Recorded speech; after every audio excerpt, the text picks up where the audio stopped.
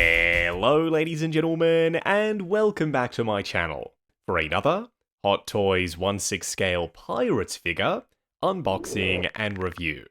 Today, we're taking a look at the DX Artisan version of Jack Sparrow, based off his appearance in Pirates of the Caribbean 5 Dead Men Tell No Tales. Now, I got mine at a discount from Pop Collectibles. As always, do your own research, make sure you're comfortable before buying. I've popped a link to their site in the description, along with the discount code Justin's Collection, for 5% off your order if you decide to buy from them. While you're down there, why not hit that subscribe, bell notification icon, and join button, so you're notified as soon as brand new Pirates content goes live on the channel. I'm usually the DC or Star Wars or Marvel guy when it comes to 1/6 scale figures. But I love Pirates of the Caribbean. I grew up watching the shit out of the Pirates movies. So in 2018, when they announced DX15, I was all over that. I picked him up and he's still in my collection.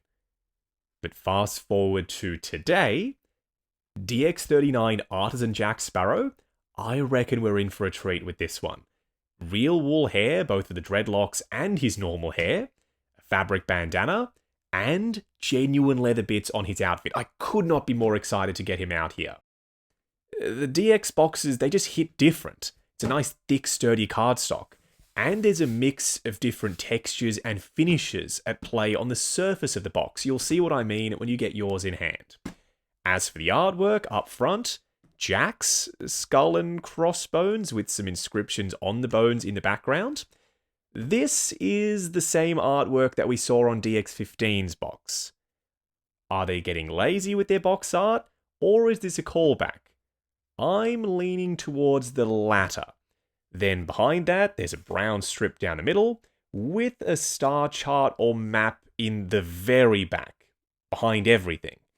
There's a gold foil frame around the edge, Jack Sparrow's name, a Pirates logo, and the DX Artisan stunning hair craftsmanship logo in the bottom right-hand corner. When they announced Captain Jack Sparrow as the next Artisan release, I scratched my head for a second there, because I assumed that they were going to save the Artisan production line for figures that required extensive hairstyling at the factory, by artisans, like Joker and Anakin and Luke Skywalker. The more I think about it, it's the dreadlocks. That's why this guy is Artisan. Because they're not sculpted, they're real wool hair, which means they need to be individually styled and turned into dreadlocks. Now it's all coming together. On the side of the box, Pirates of the Caribbean Dead Men Tell No Tales up top, a world map in the middle. This is done in a semi-rough textured finish. His name in the middle, then down below, a DX Artisan logo. Around the back, warnings, legal information, and their store locations. The artwork is the same as what we saw on the front of the box, just minus that gold foil frame. I love the color scheme on this box, the brown and gold, that almost comes across as though it's aged parchment. I reckon that's what they were going for. Now that we've removed the inner cardboard box from the outer shell, it slides out like a drawer. This entire edge is revealed. It was previously not visible from the outside, and there's some extra artwork on it. A raised, glossy Jack Sparrow skull and crossbones symbol in the middle, another skull and crossbones up top, still Jack, it's got the bandana on, and a sparrow at the bottom. This cardboard foam-backed slipcover has two shots of the figure himself on it, and a read-up. Feel free to pause to read, but my favourite bit is, feel the wind in your sails. Getting a bit corny there, Hot Toys. This piece of cardboard just lets you know his head sculpt is packaged separately, it has real wool hair, and his body has genuine leather belts and boots. I wasn't expecting this. When they announced DX39, I don't think they mentioned that, because I went on a mini rant in the figure preview video, because I assumed the belts were going to be made of pleather. Thankfully, that's not the case. First in-hand impressions for Jack Sparrow's plastic-wrapped, plastic-contained head sculpt. So far, so good. I'm liking what I'm seeing. It's been 7 years since they announced DX15. I'm hoping for some improvements with his articulation, sturdier joints. My DX15's ankles are getting quite loose, but we'll have to wait and see. So far, yeah, it looks like Jack Sparrow's outfit, and he feels quite substantial, actually. Not super heavy, but not super lightweight either. What we're going to do now is get all of Jack's accessories laid out in the light box and take a closer look at everything he comes with. Starting off with the display base first. This is a big base. It's cumbersome to handle on camera, so let's ditch the wheel for now. We can come back to it. The bottom part of Jack's base is translucent blue PVC plastic. There's a white dry brush on it to simulate that sea foam effect, as though waves are crashing against the underside of this shipwreck. Nameplate says Pirates of the Caribbean Dead Men Tell No Tales and Jack Sparrow. It's a mix of metallic chrome printing and that matte textured finish. Up top, this is clearly meant to be the bridge of a ship that is no longer with us. It's not completely flat, but I also don't think it's going to be too challenging to work with when it comes to posing. It's almost flat. There's some bits of wood jutting out. They look rough and disheveled. A lighter brown dry brush. And there's detail in the tracks that the steering wheel slots into. So if you decide, as cool as that wheel is, you just don't have room for it, and it's covering up too much of Jack because it sits right at the front of the base, ditch it. There's still wood grain texture and paint applications in those crevices. There's a green shading effect around the front, so maybe this is an older shipwreck even, and some sculpted ropes not just around the front, but up top on this plank. The pirate wheel. This is my first 1/6 scale pirate wheel. I never owned the DX06, unfortunately. It's painted beautifully. There's this sculpted gross texture on it, some lighter orangish brown dry brushing in the crevices, and some lighter shading on the spokes, not just on the outside, but the inside. Because sometimes when pirates are steering the ships, they also grab the inside spokes. That's great attention to detail. A real rope wrapped around this internal section, and it rotates. What does it look like combined with the base? Let's try that out. Et voila! It slots into the crevices, not that securely, secure enough if you don't bump it or have Jack leaning on it. We'll discuss that in the pros and cons segment. You could always flip the wheel around. It doesn't have to go that way. The rope is meant to face the inside, at least that's what the instructions say. Am I going to display the base with the wheel on it? You bet I am. We'll be discussing his hat and his alternative head sculpt in way more detail a little bit later. All you need to know for now is he comes with a smirking and neutral expression sculpt. The hat is made of pleather, unfortunately. It's weathered nicely, and it's larger than the one we got with DX15. This is new for DX39. It's an LED button cell battery powered lantern. It doesn't have a flickering effect. That would have been such a nice little touch to have that LED flickering on the inside. And even a sculpted plastic flame to sit over the top of that LED, because it does look like a mini light inside of it versus a flame, which is what it's supposed to be. It's disgusting. It's super dirty. There's pitting on the metal, some lighter dry brushing, this schmutz all over the translucent orange plastic, and the handle has a blackwash on it. His chest of coins has a decent amount of weight to it. You can open it up. There's sculpted coins. It's a mass sculpt. You can't remove any of them. There's some darker orange shading, some brown washes, and a metallic gold for the coins. Nice and shiny. But why is the chest itself shiny?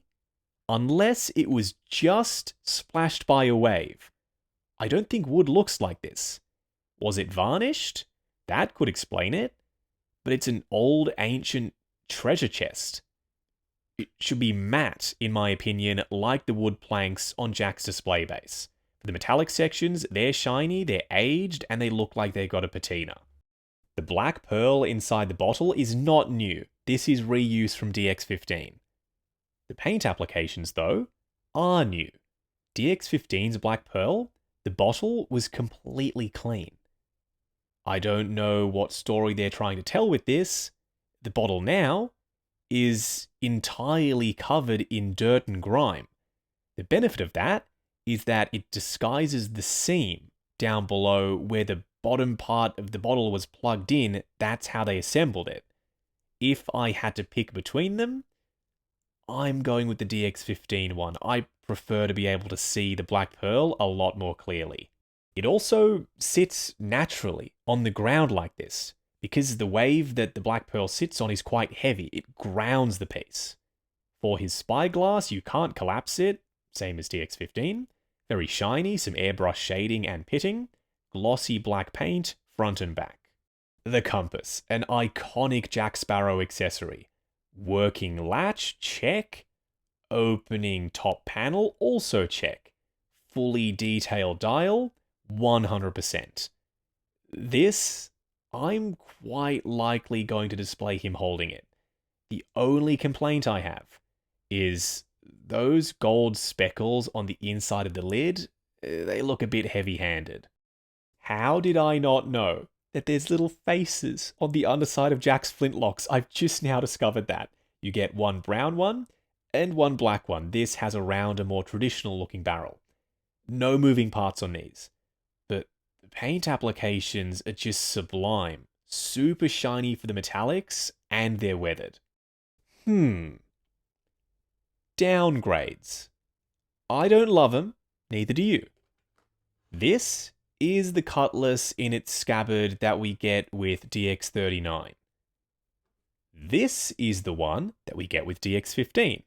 6 years older. There's green dry brushing on the scabbard for 15, and, this is the biggest kick in the teeth for me, his sword is made of die-cast, real metal.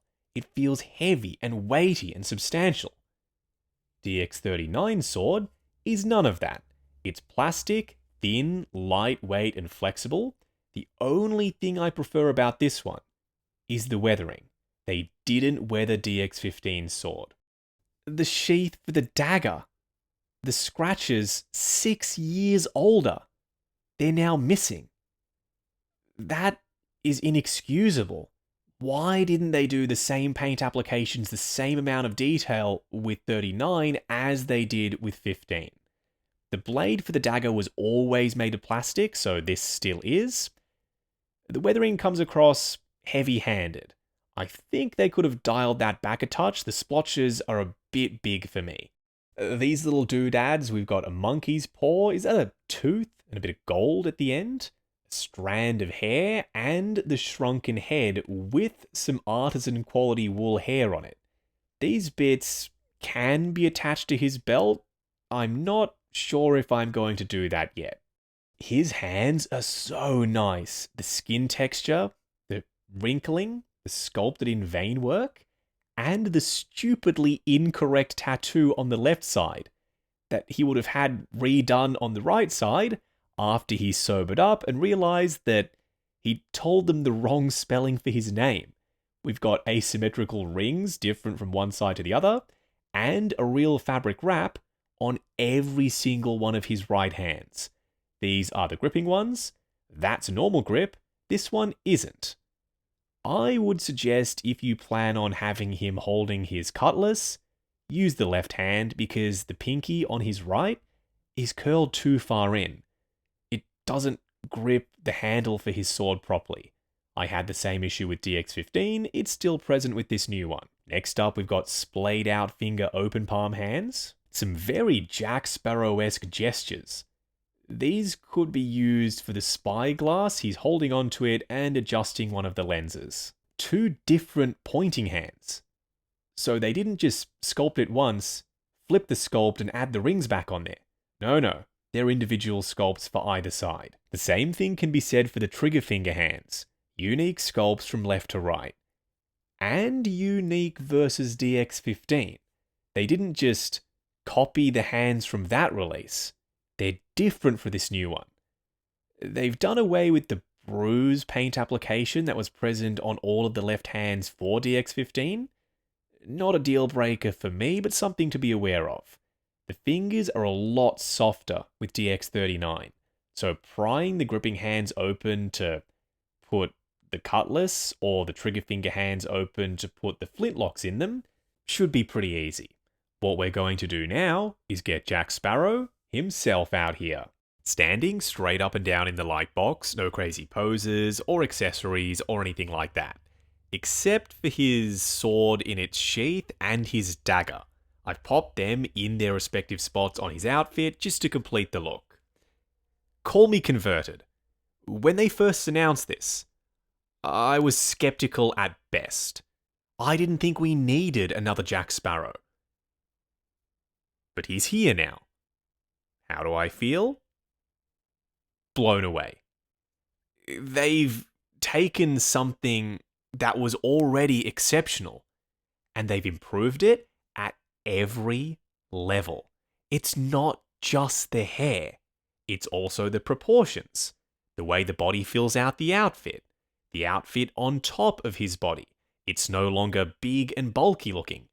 Everything is tailored so sharply. There's wires in places that there needs to be, magnets even.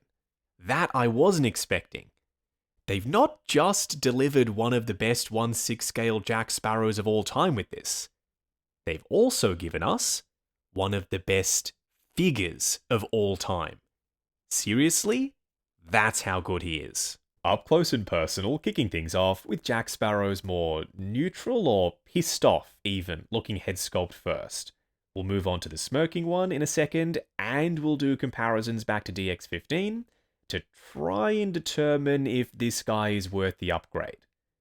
But the number one question on my mind is, was Artisan even necessary for Jack Sparrow? We'll come back to that. This is as close to a perfect sculpt for Johnny Depp as Jack Sparrow as I've ever seen.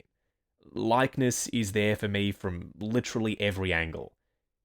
And detail-wise, this isn't just the DX15 sculpt with better paint applications. It's a brand new sculpt. There's baked-in sculpted skin texture this time, crow's feet, the scars have more depth, that one and the one on his right eyebrow. There's painted eyelashes, some red vein work around the edges of his eyes. They are movable, we'll also try them out. But it's the beard. You see those little teeny tiny painted hair strands? The original one had a decent looking goatee and beard, but nowhere near as realistic as this one is. The little tassels or braids down below are still separate rubbery PVC pieces plugged into the underside of his chin. Just watch out for them. As you're moving the head sculpt round, don't grab it from the chin, grab it from either side, that way you're not putting any unnecessary pressure on those pieces. Now we can discuss the hair. Realism. That's what this is all about. If you can get away with using the sculpted hair version of Jack Sparrow in your collection and you could not care less about the tactile feel and the matteness and the different shades of wool woven into the dreadlocks, go for that one. But if you want the best, most realistic looking Jack Sparrow ever, that's what this is. They didn't fake any of it. All of these dreadlocks, they're covered in real wool. Then they're bound together around the back. We've got real metal chains and the keys and the beads and whatnot. Even these bits on the other dreadlocks. A braid down below ending in some real wool hair once more. And some hair that's been styled and teased so it wraps around and tucks in where it's supposed to. The synthetic hair they use on sculpted braid Jack Sparrow is a nightmare to work with versus this. I know what you're thinking. Justin, is it really that good?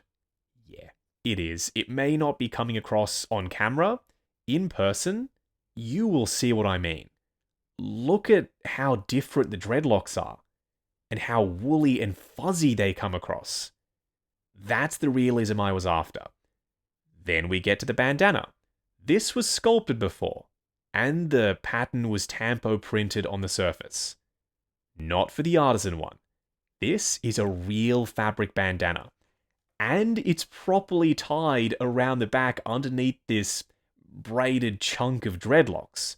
Meaning, if you wanted to, and I don't advise you do this, you could probably remove that. I promise you comparisons, and comparisons you shall have. DX15 on the right and DX39 on the left. I'm still a fan of DX15. This figure isn't going anywhere in my collection. But it's a night and day difference for me. Not just because of the hair, but that factors in. I mean, look at DX15's hair, it's crazy. But it's the likeness of the sculpt, and the brighter skin tone, and the more detailed skin texture. All of those things come together to make for a superior sculpt, in my opinion. Look, you do not have to agree with me. If DX15 is still your favorite, that's awesome. Stick with that one. Removing his hairpiece, unfortunately there's been some dye transfer from his wool hair onto his forehead. I'll try and wipe that away with some isopropyl alcohol, but I don't like my chances. Is it a deal breaker for me? Absolutely not. It's always hidden anyway. Around the back, we've got an open cavity and the two joysticks for the moving eyes. You can use the included tool if you want to, but in a pinch, your finger works just as easily. Moving the eyes off to one side, bringing in the hairpiece, always tricky to reinstall on camera, but there we go. Yeah, let's try out some rapid-fire eye position tests. Oh, this sculpt comes to life with some side-eye, a head tilt forward, a head tilt back even. Jack is a sassy character. He needs to be able to emote, and while this head sculpt looks boring at first, once you start to move the eyes around, it really comes to life. Normally, this eye position is an immediate no for most figures. For Captain Jack, head tilted back in a goofy running pose looking down at his compass, maybe. Oh yeah, this one is my favorite so far, still looking down, now off to one side. Head tilt in either direction, that works. It's like he's about to come to life and say, "Savvy?" Do I wish the expressions weren't as close to DX15 as they are with DX39, smirking in neutral? Yes. But with that being said, they're 2 for 2 with these Jack Sparrow sculpts. I want to emphasize the fact, and I know I already said this, but once more, this is not a DX15 head sculpt repainted. It's a brand new bespoke sculpt for DX39. If 15 was HD, this is 4K, bordering on 8K. That's how much detail there is. The wrinkling of the skin as he's pulled the corner of his mouth up, that sells this expression. And when we start to move the eyes around, I believe this is going to look even better. So let's do that now. How do I not display him like this? This head sculpt, this eye position, head tilted back, angled back as well, holding onto the ship's steering wheel on his diorama base. That's probably what I'm going to end up going with. If you're after a more serious or badass Captain Jack, go with the first head sculpt. This sculpt? It's way more fun. It's whimsical. It's goofy, yes. For dynamic posing, I think this head sculpt is the one to go with. I'd like to quit messing with the head sculpt and his eyes now because I'm worried about ruining his hair the way it's been wrapped around some of the dreadlocks. For those wondering, the bird head skull is present underneath the bandana and these dreadlocks around the back of the sculpt, just like it was on DX15. Now the hat. It's an iconic part of his look, yeah? You're probably gonna want to rock him wearing it. Unfortunately, the new hat is not only oversized, but because it's so smooth and shiny and not very grippy, and he's got a fabric bandana now, there's almost no friction. It doesn't sit down the way it's supposed to. Could you use the smaller, tighter DX15 hat to solve this? Yes, absolutely. Why did they not just stick with this hat? They could have sculpted it, molded it, added some grippy material on the inside, and then it would have sat in place properly. Having to use a hat from a different figure to make him look good, I'm not a fan of that. I'm not really sure how to fix the hat he came with and get it to sit down all the way. If you have any ideas, weigh in the comments below. Whew, that was a lot of time spent on his head sculpt. For good reason, it's a very important part of this release. Let's move on to his outfit, starting off with his undershirt. Super thin lightweight fabric, and it looks so much dirtier than DX15's. The strings are thinner, the fabric itself is way thinner. Then you can spread open the collar to reveal his fully sculpted and painted chest, and the skin tone continues all the way down to his midsection, before we get to the split for articulation. His vest is screen printed, faux buttons on one side, not functional. There's weathering over the top. Then the belts, they're made of genuine leather. Except for this one, the big chonky one with the massive buckle up front. That is still fabric, it's not sculpted plastic. But they've screen printed the crocodile or snake skin print on top of that fabric. There's straps, and this is meant to be a monkey's tail, if I'm remembering correctly. The way these have been looped over the top of one another, super thin. This is tattered and disheveled, but it's been sewn so that it looks like it's buckling and pinching itself in over the top of this harness connected to the scabbard for his cutlass.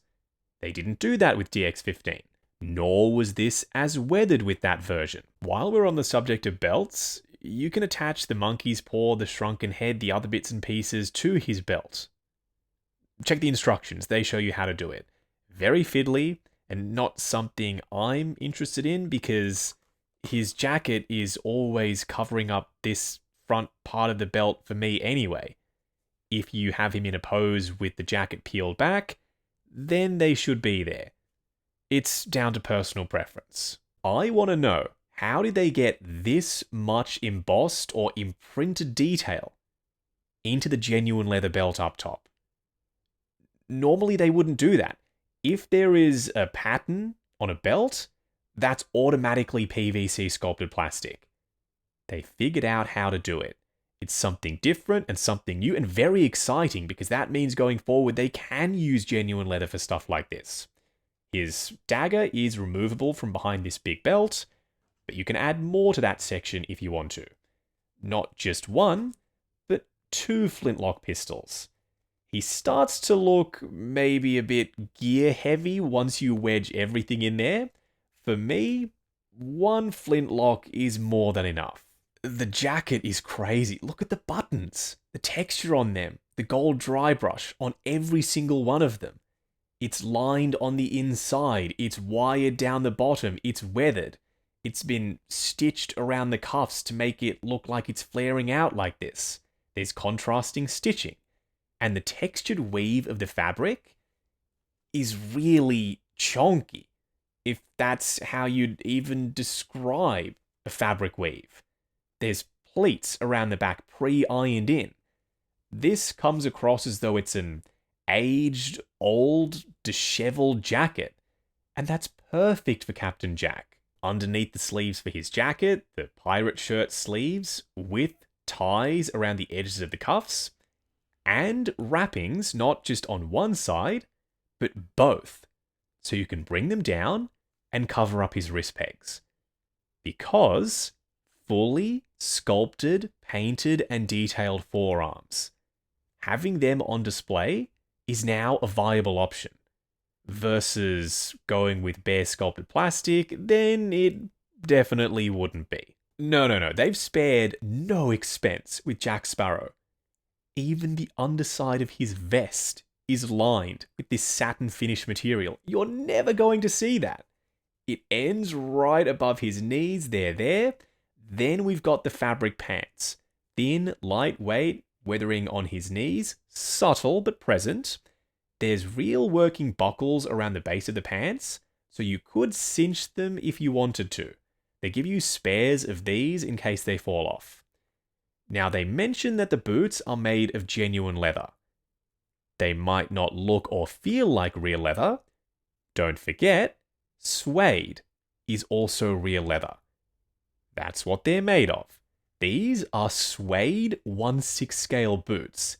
They're so plush, so supple, and they allow for infinite range of motion pretty much in every direction. You'll see what I mean when we get to the articulation segment. So the suede extends all the way down until we get to the sculpted plastic soles. Underneath, there's no tread, but there's plenty of weathering. How about some head swaps? DX15 on this body and vice versa. Why the heck not? That's still great. And the benefit of now having a DX39 body is the proportions are vastly superior compared to DX15, and the tailoring is a massive upgrade. This is the DX15 hat. Trying out the 39 hat. It's bigger. Something about it on the DX15 head sculpt though, it's starting to work for me. Was the 15 hat underscaled? Is that something that people complained about back in the day? Let me know in the comments. Yeah, see, Artisan head sculpt on the DX15 body. It's got the slopey ass shoulders, very little definition for the traps, the longer neck. The outfit is thicker too, so it bunches in a not so flattering way. I'm going to reserve the new head sculpt for the body it came on. It just makes sense to me. But how about this though? Artisan head sculpt, DX15 hairpiece. Why would you ever do this? Well, don't forget you get 2 head sculpts with the new Artisan Jack Sparrow. So use one with DX39 and the spare one with DX15. Automatic detail upgrade. This head sculpt is just more detail, therefore more realistic and more lifelike. It's compatible with the DX15 hairpiece and the hat, so this is now my permanent display option for DX15, using the alternative head sculpt that comes with DX39. Back to stock Artisan head sculpt, Artisan body. These little dangling bits on this, that cannot have been easy to do at the factory. I'm getting carried away. Would you believe me if I told you in the 6 years of owning DX15, I've never removed his jacket? Let's correct that. Not with DX15, but with this new one. Wow, this is pretty good, actually. I don't know what I was expecting, but it certainly wasn't this. I didn't even know there was lining on the back of his tunic. The sleeves are baggy, but they're meant to look like that. It's a pirate shirt after all. There's some pre-stitched in pleats. They're also ironed in down towards the bottom. There's a button on the end of the cuff that is functional. Sculpted and painted detail on the forearms with vein work, but you already knew that. And don't forget to cover up the wrist pegs with these little wraps on either side. This is held in place with a magnet, which makes removing the harness that goes over the top and underneath it very straightforward. I don't know. Every now and then, I might display him like this because it's a great way to show off his new updated body with better proportions. Before we move on to comparisons, harness now back over the top. No jacket, still got the harness, you can display him with or without it. For a quick side-by-side comparison, it's Jack Sparrow v Jack Sparrow. On the left, Artisan, and on the right, DX15. I'll tell you what I was expecting. DX15 with wool hair. That's it. So, you can imagine my surprise when I assembled Artisan Jack Sparrow, and that's not what I had in hand. What we ended up with is a top-to-bottom overhaul. Upgraded body, better proportions, way nicer fabric for the outfit, sharper tailoring, updated head sculpts with more detail, and then the wool-rooted hair. This, it blows DX15 out of the water, yes, pun intended. No, DX15 is not awful. In a vacuum, if DX39 didn't exist, 15 would still be, to this day, the best 1/6 scale Jack Sparrow. But he doesn't, and he isn't. Going over articulation, starting off with Jack's head sculpt. It's on a fixed neck and a ball joint. Looking forward to there, being mindful of his chin braids, going back to there. The dreadlocks get in the way a little, but still plenty of range for dynamic posing. Swivel and tons of pivot side to side. His arms will go up to there, unhindered by his fabric outfit, even though he's got multiple layers on. Soft ratchets at the shoulders going forward and back. There's a butterfly joint that hinges up and down. Swivel at the bicep, double bend at the elbow going the full way, and it's a really sturdy joint. Then for the wrist peg, it's a ratcheted hinge and swivel. It's a lot going on with the torso, multiple belts, and the harness.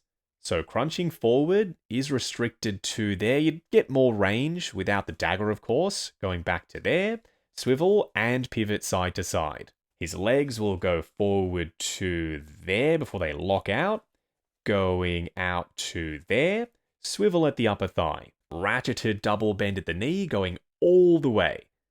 His pants may ride up, exposing his ugly double bent knees. Just pull them down. You could even tuck them into the boots if you wanted to hide those joints. Then lastly, check this out. A double ball peg for the ankles underneath the genuine suede leather boots. Forward and back. Pretty standard. Swivel. But it's the ankle tilt. I've never seen this much ankle tilt before, but I am so here for it. Moving on to the 3 cool and 3 annoying things. The first annoying thing is this base, visually speaking, is near perfect. It's beautiful to look at. Really well sculpted and painted, and it's not massive. Like, it's large, but I'm pretty sure you'll be able to fit this in a DTOV, for example. And you can't say that about all Hot Toys diorama bases.